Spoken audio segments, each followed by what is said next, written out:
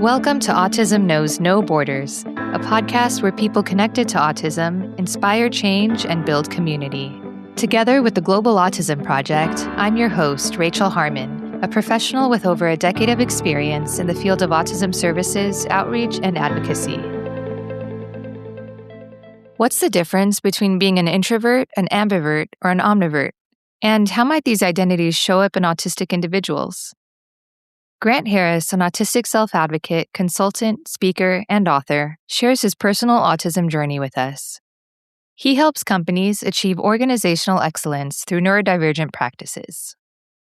This episode is part one of our conversation, and we discuss Grant receiving his autism diagnosis as an adult and his family's reaction, the stigma of autism in the Black American community, navigating a neurodivergent relationship with his wife who has ADHD, how Grant's autistic traits have contributed to his success, and the difference between being an introvert and being antisocial. In this episode, discover what's possible when you leverage your strengths. And now, I present you Grant Harris. My name is Grant Harris. I am president and founder of GTH Consulting, which is a boutique management consulting firm, and I offer organizational development, human capital management, and program management services to public and private organizations seeking to achieve a higher level of organizational excellence. And I do that through partnering, training, coaching, facilitating, learning and relationships for the ultimate goal of implementing and integrating and improving their neuro-inclusive policies, practices, and procedures. So the work that I do always comes from a neuro-inclusive lens on how neurodiversity in the workplace, which is my focus, affects organizations from both the human capital and the financial capital perspectives. That's a little bit on the professional side, and happy to dive deeper on the personal side. I'm also a certified diversity executive through the Institute for Diversity, and I hold multiple degrees and certifications that make me sound much smarter than what I am. But I enjoy learning first and foremost about myself and how I show up in the world. And secondly, I enjoy learning about other cultures and other people, and specifically human behavior and how human behavior impacts our thinking and our being. And I relay that on a ground level to a personal motto of always seeking to be 1% better. So I'm always trying every day. That's my personal goal. Professional goal is to get 1% better than I was the day before. So that way I am a better person, number one, and a better consultant, speaker, and author in my professional life. Amazing. Great. Yeah, we'll talk more about your work and how you help organizations later on in the conversation. But I do want to dive into your personal life and your diagnosis. So you discovered you were autistic about 4 years ago, right? My wife discovered that a long time ago, but I discovered that 4 years ago, this past spring. And what was that like for you to find that out about yourself later in life as an adult? Yeah, so I am late diagnosed. Most of your listeners probably already know. I certainly am not here to insult their intelligence, but most autism diagnoses in America come at the latest by the age of 6, but usually by the age of 3. So sometimes I act like a toddler, but I'm much older than 3. So my diagnoses came late in life, and it was not surprising to me. I could see those things. I think that some of my personal and professional experience kind of prepared me for that transition. I had taught autistic kids as a special educator at the middle school level. So I had been around autistic people. I had talked about the subject. I certainly wasn't a practitioner or an expert in any way, shape, or form at that time. But being around those students and those kids and talking about behaviors, mannerisms, traits, etc., I think prepared me for my own diagnosis. The actual process of taking the steps to be diagnosed was uncomfortable because my wife and I were having difficulty communicating at the time, as married couples do. Communication is up, communication is down, communication is sideways. So we're having a rough patch, and my wife is ADHD and has been diagnosed for a long time. So she thinks very differently and operates very differently than I do. And she had already known that. And I was aware, but again, wasn't consciously juxtaposing my autistic nature against her ADHD nature. So she sent me an article one day, and it was a listicle 10 things of your spouse that might, something of that nature, but 10 things about your spouse that might make them autistic. And she said, here, read this. And I read it and immediately identified pretty strongly with like 8 things and could see myself, and maybe a ninth, but definitely like 8 things. Fast forward, I was open to get diagnosed. I have always been an advocate for the medical profession, meaning understanding more about yourself biologically and medically. I've never been afraid to go to the doctor. I've never had a bias or a stigma against going to a psychiatrist if I needed to, or a psychologist. I've always been open to that. A lot of people aren't. A lot of men aren't. A lot of people of color are not. A lot of people who are people of color and men at the age that I was that got diagnosed are not open to that. They have lots of biases internally and externally that affect that. So I was open to it. Fortunately, I am very aware of my privilege because I had friends who were psychologists that referred me to a person that she was comfortable with. I was able to afford the diagnosis. It wasn't cheap, but I could still pay for it. A lot of people can't. I had multiple tests done. It was not close to my home, but I didn't have to get on a plane, but it was still time. So I am keenly aware of my privilege when it comes to access to healthcare from that perspective of being diagnosed. Now, I do not profess and I do not proclaim that people have to be formally diagnosed. There are lots of issues with the medical approach and perspective to diagnosis that I disagree with. I prefer a strengths-based approach versus the deficit-based approach and talking about dysfunction and disorder. However, that is the world that we live in and the parameters that are set. And within those parameters, I learn more about myself. And then I have opportunities to have conversations with people like you and your audience to express these things from my perspective. So I am formally diagnosed, but I advocate for self-diagnosis as long as that self-diagnosis is based on multiple factors that do not include just one source. They don't include just one experience. They don't include just one theory or one opinion. There has to be multiple things that have been happening over time to say, yeah, I see this in myself. Because as humans, we all change, we all morph, we all have our internal and external biases, all of that. So I'm an advocate of self-diagnosis as long as people take into effect multiple layers that could be impacting them. Uh-huh. Yeah, about self-diagnosis, I've heard the argument from some autistic people that there are people out there who claim to be autistic and it kind of becomes trendy and takes away from the actually autistic experience. So, with what you're saying about looking for other sources and other references, examples, is there anything else that people can put in place to protect what really the diagnosis is, like what the label is, and have it really mean something for people who need it? So I'm not sure I understand the question 100%, but I understand the sentiment that yes, this day and age with the advent of social media, in particular specific types of social media, it is trendy to, oh, we're all a little bit autistic. We're all on a spectrum. This all encompassing that everybody is autistic in some way, shape, or form, which I wholeheartedly disagree with. So I debunk and do not hold that theory that all of us are somehow on the spectrum and all of us are autistic, because that waters down and that de-emphasizes the people who, one, are diagnosed and are in positions of unemployment and underemployment, like over 80% or close to 80% of autistic people are.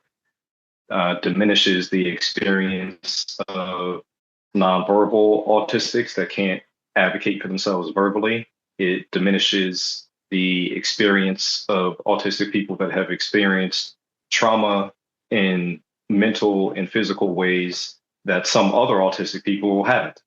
So just to say that just because someone is quirky or they have a one-off piece of their personality that is a little bit different than the norm, that they're automatically autistic and that they're on the spectrum.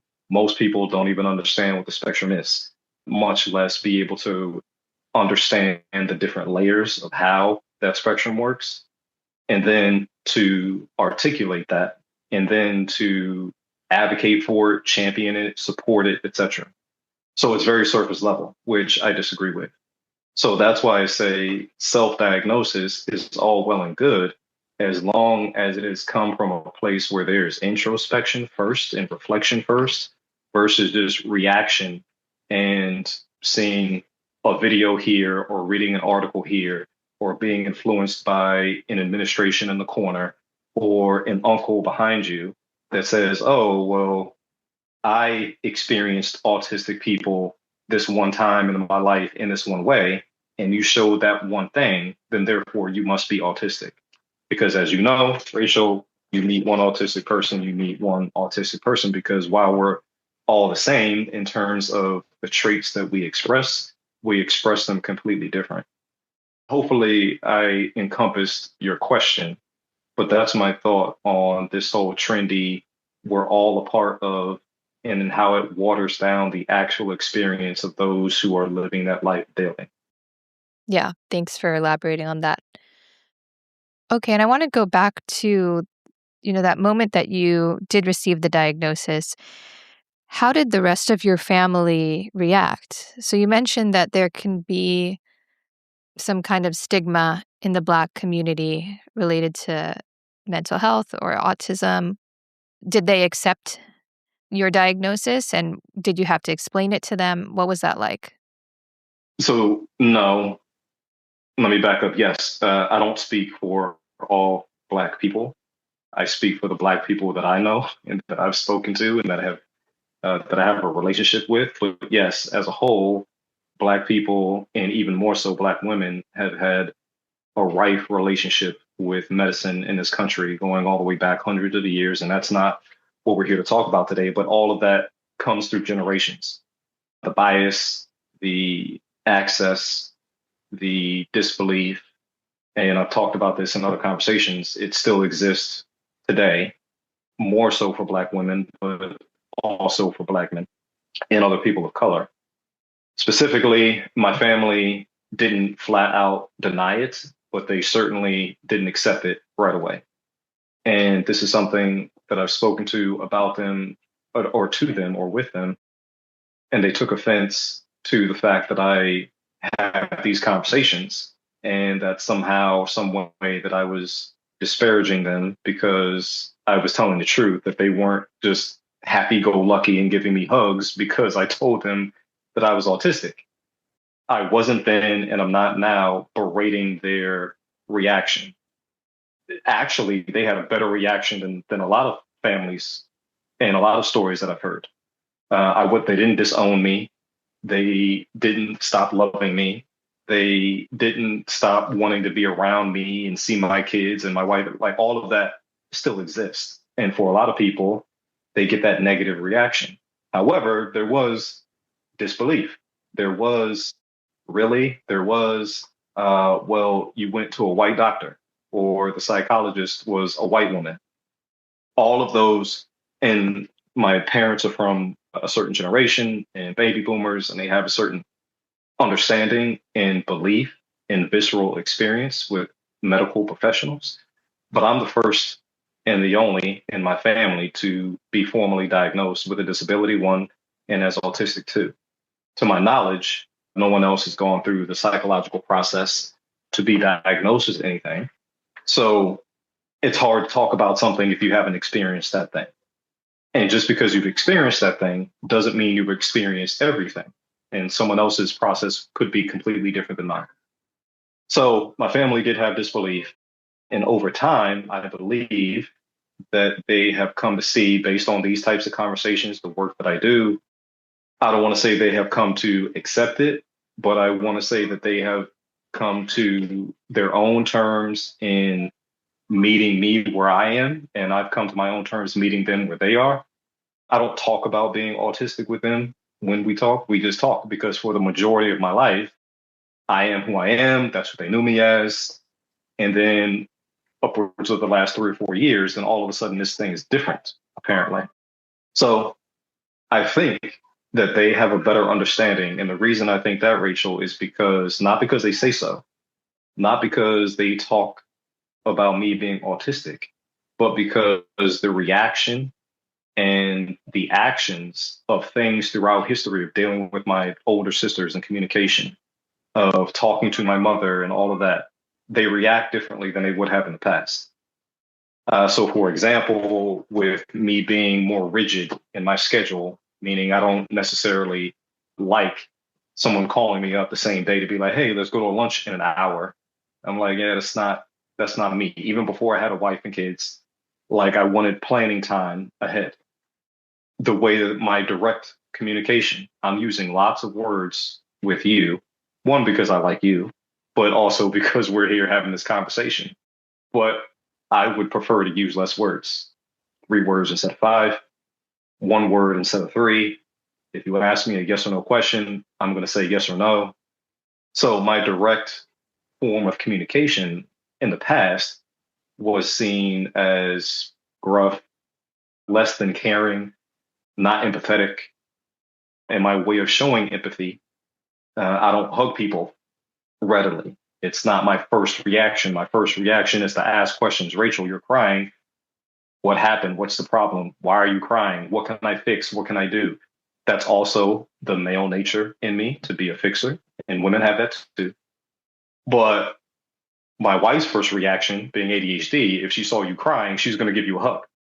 But that's not my first reaction. And I told my mother that, and expressing to her that that's not my natural inclination is to hug and touch in those empathetic ways. She felt like that I didn't want to hug her at all because I didn't love her. Well, that's not the case. I love you and I have empathy for you. And it's very common for people to think that autistics are unempathetic. And that's not true. Autistic people are some of the most empathetic people on the planet. They just show it differently than neurotypical people. And my wife is not neurotypical, but emotionally, she reacts more like a neurotypical person than I did. So my mother had a difficult time understanding the fact that, like, that doesn't mean I don't want to touch you anymore. That just means that's not my first way of showing empathy to you. I might get there. That might be my 3rd or 4th step while it's your 1st or 2nd. And that's the difference there. So there was difficulty up front, but as the years have gone on, moments in communication and moments in time that previously caused strife or stress between my family and communication and the way that I express myself, they do not react the same way. I attribute that to 2 things. One, their better understanding of my nature, and also my understanding of my nature and working on my communication and how I show empathy and do things with them as well. So thank you for asking how my family reacted. It wasn't the best up front. It certainly wasn't the worst. And over time, I believe that they have come to appreciate my autistic nature, even though my sister used to call me Rain Man growing up because of the things that I would do and how I would do them. And it was kind of like a joke, a running joke at that point. But I think they have a deeper appreciation, even though they don't verbalize that. Well, that's important. Hey, Rachel here. Are you enjoying this episode? Want to hear more valuable content from others you can relate with? Be sure to subscribe to this podcast so you can stay up to date on future episodes. And now back to the conversation. So you said that you have been looking at ways that you understand yourself and how you can communicate better with others in this whole journey of self-discovery. So how has that impacted your relationship with your wife now that it's kind of official? Did that make a difference in your relationship? Oh yeah, it was still rough in the beginning. My wife thought I was an asshole for a long time. Like she thought that I did things just to be mean, just to be rude, just to be a jerk. My goal in life was to wake up and argue with her or make communication difficult. And I was like, no, can I be rude and mean and a jerk? Yeah, because I'm a person. And can I say something off color? Yeah, because I'm a person. My communication, autism is not an excuse. And I've written about this before. Autism is not an excuse for poor behavior. It's not an excuse to be an ass. It's not an excuse to be rude or mean. However, autism is a factor in how people interpret my communication and other people who are autistic, their communication. It's a factor, and it's a big factor. So it was rough at the beginning, but the more she has learned about herself and autism, the more I've learned about ADHD and autism in myself, the more that we have just in a regular marriage, we're in a foxhole together kind of deal. We've come out of that with greater understandings. We talk about our conditions daily. We didn't used to do that. We verbalize the fact that she thinks this way, I think this way, I react this way, she reacts that way.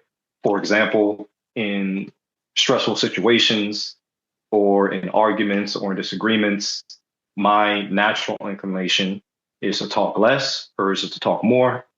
My way of releasing energy is to sigh or look up to the ceiling or move my neck in a certain way. And she took all of those things as I don't care, I'm not listening, I'm disrespecting you. Because in her mind, in her ADHD brain, the only way that she understands that anyone, not just me, but specifically me, is paying attention to her is don't move, look directly at her, and wait for her to finish. And then that's the only way that I'm being respectful or understanding or any of that nature.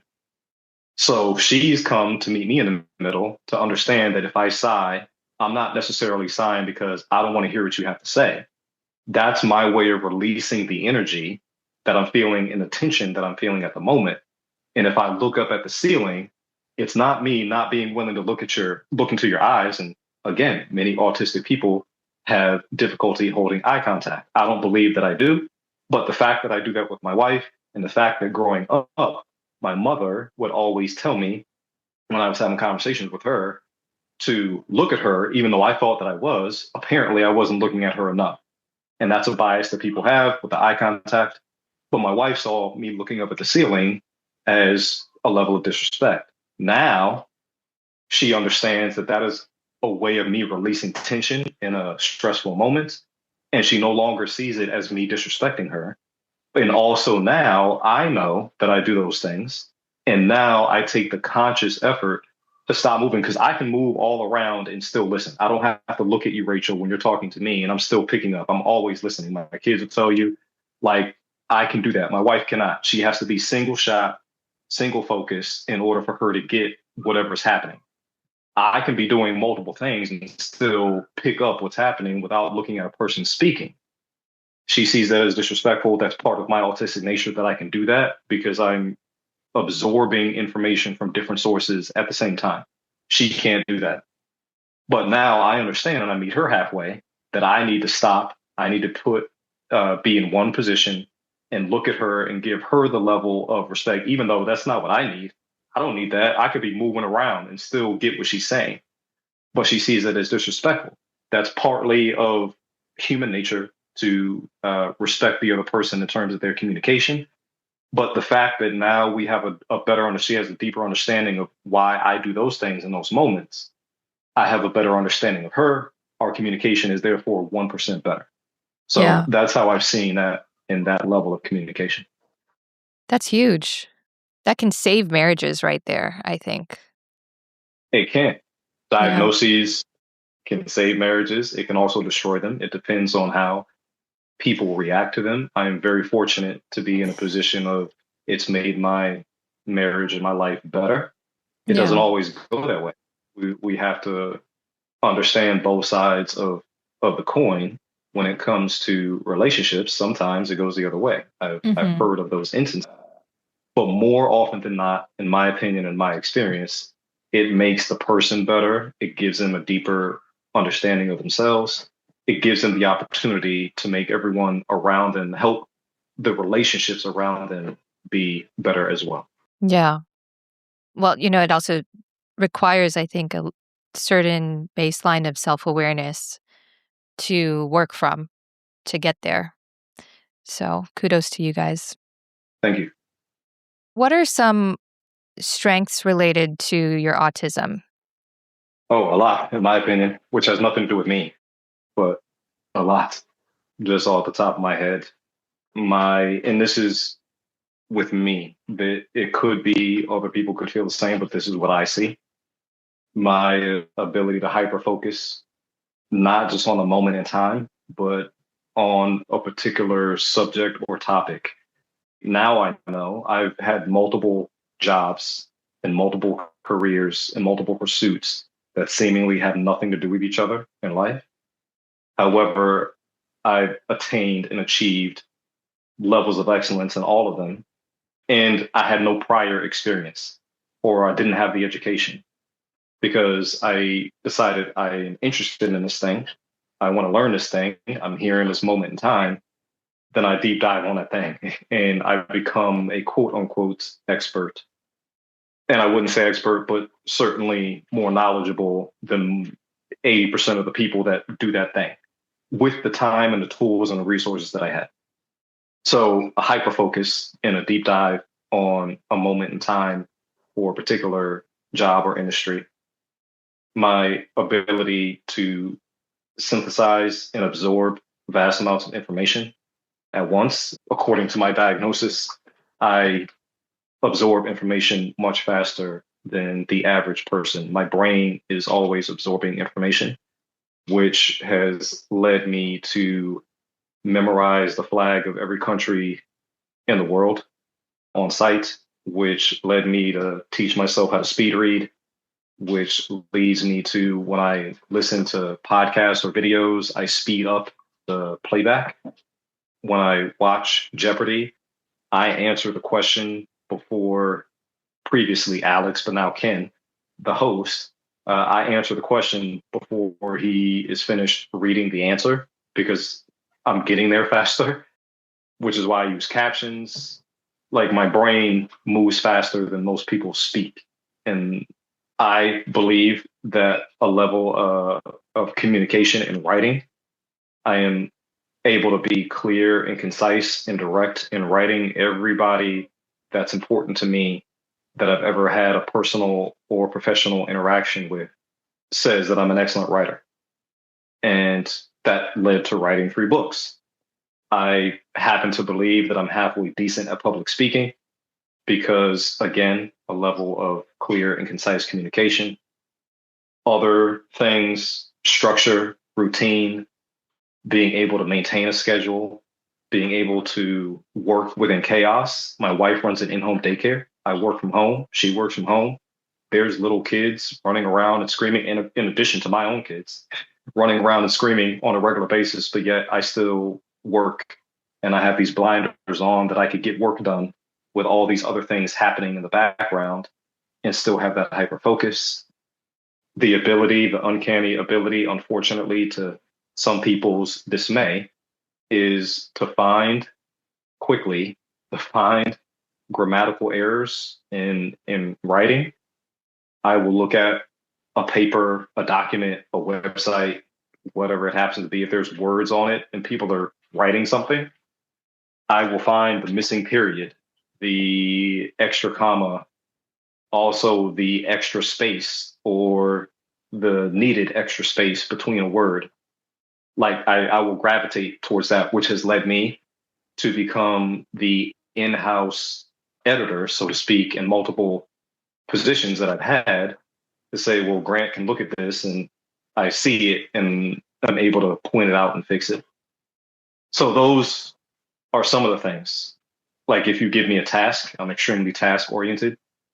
If Rachel says, Grant, I need this done by this time, I'm going to get it done by that time, if not sooner. And that has shown up both good and bad in being able to maintain my word. People can rely on me. They know that I'm going to get tasks done if I'm giving a task. They also know that I'm going to clarify the hell out of that task, meaning I'm going to ask questions. Rachel said, okay, we'll do this. Well, how do you want it? How do you want it to be done? What's the end result you're looking for? I see that as a good thing. Other people might see that as bad. But these are things that I understand now are attributable to my autistic nature that have been beneficial for me that I see now, but in the moment may have caused stress, in the moment may have caused miscommunication or misunderstanding, but overall led to me being successful as a professional because each one of those traits, even though I can point to something that went wrong or something quote unquote bad, I could also point to multiple ways of how it was successful and how it led to an accomplishment or an achievement or a deeper and better understanding of a relationship between myself and other people. Mm. Yeah. And I'm sure that helps with how you train employers in what to look for when hiring neurodiverse staff and utilize their strengths also. What do you struggle with? What's in the way related to your disability? The opposite of what I said. So unstructured, ambiguous, do it whenever, do it however you want. I'm better with however I want versus whenever. Like I need a timeline. Give me when do I need to get this done? Because then I break it down by steps. I do this piece, I do this piece, I do this piece, and then I'm done. The however, I'm better with, do it however you want. But the lack of a structured timeline, the lack of clear communication, more words than like are necessary. Again, I've been masking for a long time and I talk a lot for the work that I do, but that is not my natural nature. So people who take longer than I think and feel to get to the point frustrate me, or people who repeat themselves. I do not repeat myself. I say I don't repeat myself, one, because I don't like to, and two, because I believe that most of what I say, I'm not perfect, but most of what I say up front is clear and direct. Therefore, it shouldn't necessarily need repeating. That's not always the case. However, I feel like most other people are the exact opposite. Most of what they say is not clear or direct. Most of what they say is not what they mean. And then I'm left to interpret what they mean. And if I do it wrong, then I'm wrong. And if I ask too many questions, then I'm investigating and I'm interrogating. So that's difficult for me. Mm. And specifically, like in text, like I'll text my wife a paragraph. And the whole time I'm doing it, I'm like, this could have been two sentences. But I know that she's going to either ask for more context or she's only going to get part of what I'm saying because she needs like the backstory. And people need that. So that's me meeting her halfway. But my natural inclination is like text 3 to 5 words. And I'm like, you should get this. Like, So that's difficult for me. Got it. And so, how do some of these introverted traits, like maybe using less words or maybe wanting to be more by yourself, is that true? Like, how do those show up in other areas of your life as well? Well, it's interesting you brought up introversion because I have always self identified as an introvert, but I have never publicly discussed it until recently. And people who know me know that I'm an introvert. Yes, I prefer to be alone. If I have a choice, be with people versus be myself, I am going to pick me every day of the week and twice on Sunday. I like to say I don't like people that I don't know. And I don't know most people. But once people get to know me and I get to know them, I am interested in one-on-one relationships and building those. But yes, I prefer to be alone. So introversion for me has always been a thing, but again, it has not come to the top of mind because I talk about disability and neurodiversity and autism in that order. And introversion, in my opinion, is not a disability. Introversion, in my opinion, is not part of neurodiversity, but it can be related to autistic traits in nature. And I'm just exploring my layers of introversion. So I do not profess to be any type of expert. I am connecting with people who are the experts on introversion. I just had my first podcast that was fully devoted to talking about introversion, but we brought in the autism because they had never had someone talk about neurodiversity and autism related to introversion. So this is new space for me, and I like to call myself an onion without the smell because I have multiple layers. And this layer of introversion, I am publicly speaking about now. Matter of fact, scheduled to be in London to have a discussion during Black Introvert Week, which I did not know existed until like 2 months ago. There's a Black Introvert Week in the US. There's a Black Introvert Week in the UK. I've spoken to both leaders of those events because I didn't know they existed. And that's another way for people of color, specifically Black people, to be represented, to stand up in the way that they feel most comfortable, and to learn more about themselves and express themselves in venues and avenues that they may not have before. Because I'm a prime example of that. Up until a couple months back, I've never talked publicly about being an introvert. However, if you knew me, everybody would say, yeah, I'm an introvert. Mm-hmm. So it's interesting you brought that up. Yeah, I think at least in the past, or maybe for younger generations, society favors extroverts. And it's sometimes seen that introverts are like the lonely kids who are kind of antisocial or something. And I don't really think that's fair. I guess personally, I feel kind of a mix of being both. Like I definitely have moments where I want to hang out with people, but then I'm perfectly fine and sometimes would much rather just be by myself. I don't know if you've had this experience feeling kind of judged for being an introvert. Oh, yeah, a lot. So that brings up multiple things. One, my understanding in the research on being antisocial, I think people who view themselves as social and view other people as antisocial have a misguided understanding of what antisocial actually means.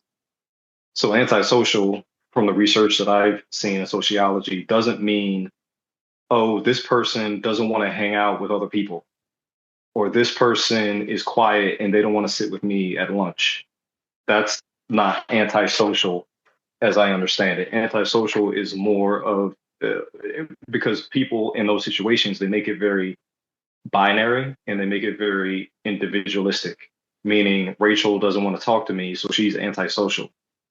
The real true meaning of being antisocial, in my understanding, and in my view, is much more expanded, meaning that Rachel, in and of herself, or Grant, in and of himself, refuses to interact with or accept society as a whole, and somehow or another retracts from the society of a culture that they're in and is reclusive. And that negatively impacts the way that they perceive the world and society. And that negatively impacts their behavior within that society, which could lead to all types of negative, poor behavior of interactions and communications in the workplace, and can lead to depression and anxiety and all of these negative mental health conditions. To me, that's what antisocial is. Not the fact that, oh, Rachel prefers to sit alone at lunch, or that, oh, Grant doesn't necessarily, when he goes to a party, he's not the center of attention. He may be a wallflower. That's not really antisocial. That's just your individual bias of why aren't you like me?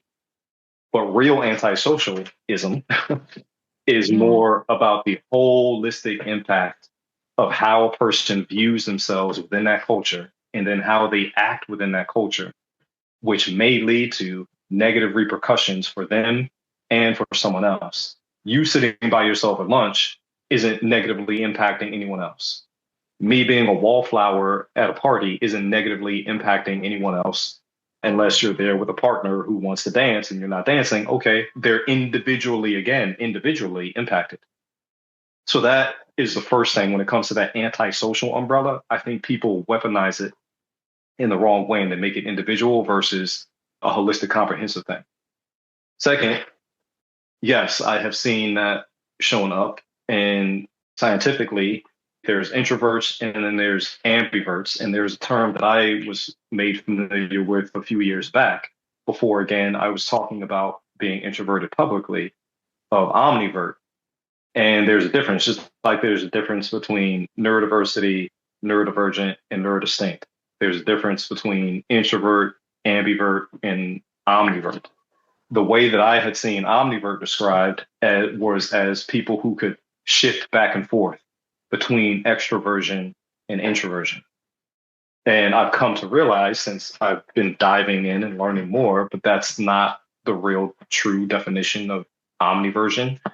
Ambiverts are closer to that. And again, it's a binary, but ambiverts can be more fluid across those lines. I would describe myself as an ambivert. I have the ability to speak in these formats and in person, and I have the desire sometimes to be around other people. But as soon as I get there, or as soon as I'm doing or on the way, my psychological and physiological mechanisms kick in, and I either get very tired of it very quickly, or if there's more than like two people in a conversation, I remove myself from that conversation, even with my family. Both of my families are loudish. And when they get together, I'm kind of like in the corner and they're all in the middle. My wife used to think that I was just avoiding. And she used to think that something was wrong with me. I'm like, what's wrong? What's wrong? And now she understands that I just need that space away from that. And my entire family understands. And then I can insert myself when I'm ready, and I can remove myself when I'm ready. Same thing with other situations. This is why most of the time I'm not on camera when I'm doing a conversation. But when I know that I am going to be on camera, my pregame, I give myself ample time to get ready. And then after I'm done with this, I'm not going to talk for a good while because I'm recharging those batteries. So I'm able to do these things. And people who don't know me could look at me and be like, oh, he speaks. But yes, because I've done the preparation beforehand, which you don't see. And then you don't see the re-energizing afterhand, which people don't see. Mm-hmm. So yes, I would describe myself as an ambivert, the ability to go back and forth.